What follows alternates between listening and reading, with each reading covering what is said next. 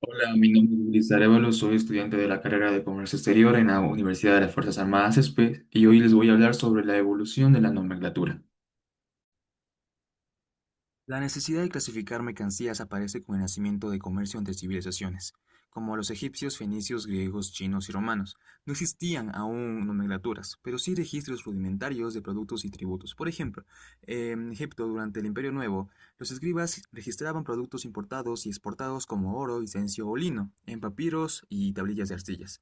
Los fenicios, grandes comerciantes marítimos, usaban símbolos para identificar mercancías en sus rutas por el Mediterráneo. En China, la ruta de la seda fue una de las primeras formas de comercio internacional. Allí se negociaban seda, especies y porcelana, y los funcionarios imperiales ya cobraban tasas según el tipo de mercancías. En Roma, el imperio cobraba el portorio, que en latín significa llevar o transportar. Era un impuesto aduanero que se cobraba sobre las mercancías que entraban, salían o circulaban dentro del territorio imperial. Era, en otras palabras, una tarifa de tránsito comercial, similar a lo que hoy conocemos como arancel o impuesto de importación o exportación. El portorium se cobraba en puestos fronterizos o puertos marítimos llamados estaciones portori. Allí trabajaban los portitores, una especie de funcionarios o recaudadores de aduaneros que registraban lo que entraba y salía.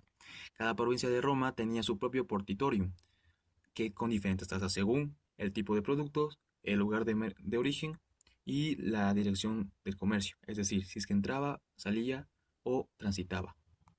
Naturalmente, el portitorium equivalía entre el 2,5 y el 5% del valor de la mercancía. Era un impuesto proporcional, lo que significa que mientras más valioso era la carga, mayor era el impuesto. Aunque los romanos no tenían una nomenclatura formal como el sistema armonizado, sí existía una forma rudimentaria de clasificación de mercancías. En los archivos romanos se usaban tablas de cera o papiros, donde los portitores anotaban el tipo de mercancía, su procedencia y el impuesto cobrado. Algunos ejemplos se han encontrado en inscripciones y documentos como el papiro de Musiris, hallado en Egipto, que describe los tributos sobre mercancías importadas desde la India alrededor del siglo II después de Cristo. Ese papiro menciona productos como la pimienta negra, que era considerada muy valiosa, casi como el oro. También menciona productos como el marfil, piedras preciosas y seda, aceites, vinos y metales. Cada producto tenía un porcentaje de impuesto diferente, lo que demuestra que ya existía una especie de sistema arancelario, aunque no codificado numéricamente.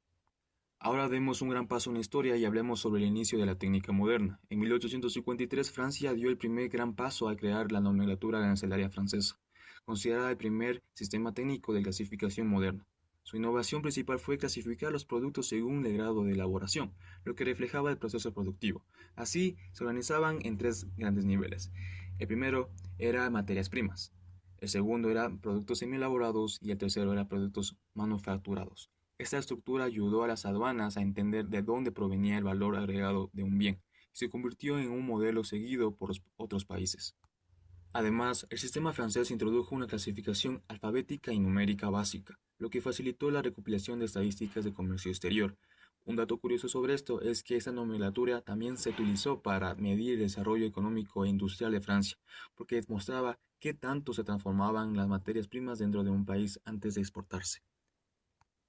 30 años después, en 1882, el Imperio Austrohúngaro adoptó su propia nomenclatura arancelaria, inspirada en el modelo francés, pero con una estructura más compleja. Este imperio, que abarcaba territorios como Hungría, Austria, Croacia, Bohemia y Eslovaquia, tenía economías muy diferentes entre sí, así que necesitaba un sistema unificado para comerciar dentro de su territorio y con el exterior. Su gran aporte fue introducir el esquema jerárquico, dividido en secciones y capítulos, aunque todavía sin una numeración uniforme como la que usamos hoy. Por ejemplo, una sección podía agrupar todos los productos agrícolas. Dentro de esa sección, un capítulo se dedicaba a cereales, otro a frutas y otro a productos animales. Luego, dentro de cada capítulo, se detallaban las mercancías específicas con inscripciones técnicas. El sistema austrohúngaro fue el primero en reconocer la importancia de la materia y el uso del producto al clasificarlo. Por ejemplo, el hierro podría aparecer tanto en la sección de minerales como en la de manufacturas metálicas, dependiendo de su grado de elaboración. También fue una de las primeras nomenclaturas multinacionales, es decir, utilizada por varios estados bajo un mismo sistema. Ese espíritu de cooperación sería clave más adelante para la creación de la Organización Mundial de Aduana, la OMA.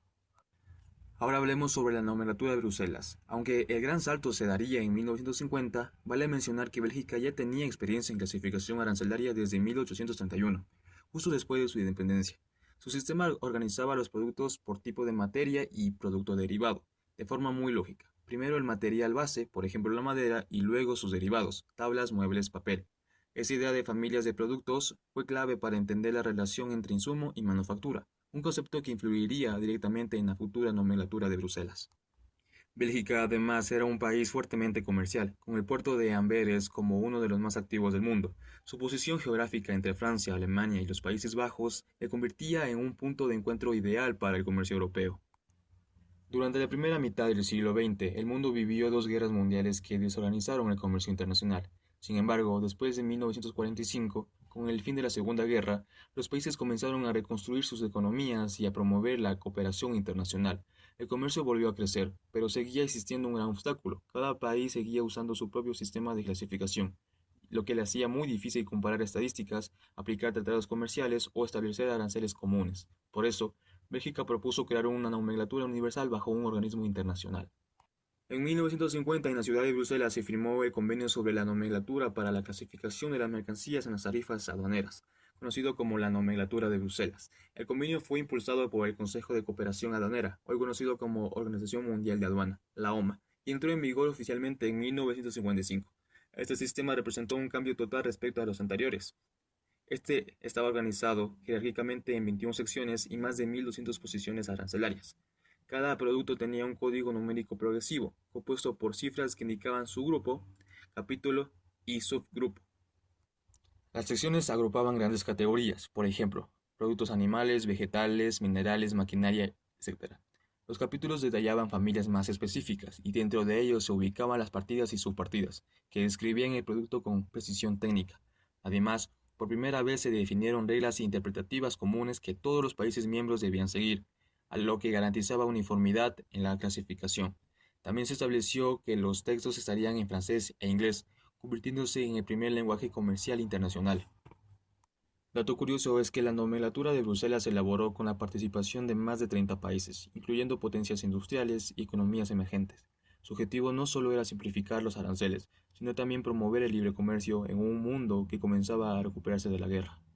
Después de la Segunda Guerra Mundial, los países entendieron que el comercio internacional necesitaba orden, cooperación y uniformidad. Por eso, en 1952 se creó el Consejo de Cooperación Aduanera, conocido como el CCA, con sede en Bruselas, Bélgica. Este consejo era una organización técnica que reunía a las autoridades aduaneras de distintos países para trabajar en conjunto y modernizar las normas de comercio internacional. El CCA fue responsable de crear la nomenclatura de Bruselas en 1950, pero con el paso del tiempo, los avances tecnológicos y el surgimiento de nuevos productos volvieron a dejar obsoletos los sistemas antiguos. Ya en los años 70, el comercio mundial crecía a una velocidad sin precedentes. Surgían las computadoras, los plásticos, los microchips y los productos electrónicos, y estos no encajaban bien en las clasificaciones arancelarias existentes. Por eso, el CCA decidió renovarse completamente. En 1980 adoptó oficialmente el nombre de Organización Mundial de Aduanas, reflejando su alcance verdaderamente global. Este cambio simbolizó el paso de una cooperación regional europea a una institución internacional que hoy agrupa más de 180 países. La OMA tenía una misión clara: crear una nomenclatura más moderna, flexible y universal. Después de casi una década de trabajo, en 1983 se aprobó el Sistema Armonizado de Designación y Codificación de Mercancías, que entró en vigor el 1 de enero de 1988. El sistema armonizado, o simplemente SA, utiliza códigos numéricos de 6 dígitos que identifican con exactitud cada producto del comercio mundial. Los dos primeros dígitos indican el capítulo, grupo general del producto. Los dos siguientes la partida y los dos últimos la subpartida. El sistema armonizado se organiza en 21 secciones y 97 capítulos, y se actualiza cada 5 años para adaptarse a las innovaciones tecnológicas y a las nuevas tendencias del mercado. Hoy, este sistema es utilizado por más de 200 países y cubre más del 98% del comercio mundial. Se lo considera el lenguaje universal del comercio, ya que permite que todos los países clasifiquen, controlen y comparen las mercancías de una misma manera. Cada vez que una mercancía cruza una frontera, lleva un código del sistema armonizado.